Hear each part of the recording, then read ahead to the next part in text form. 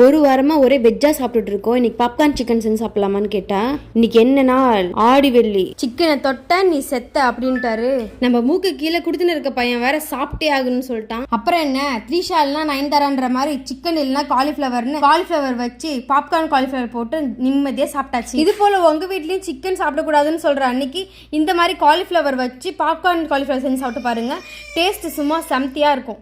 இது போல் நாங்கள் சவுதி அரேபியாவில் டே டு டே லைஃப்ல என்ன பண்றோம்னு தெரிஞ்சுக்கணும்னா மறக்காம சேனலை சப்ஸ்கிரைப் பண்ணிக்கோங்க.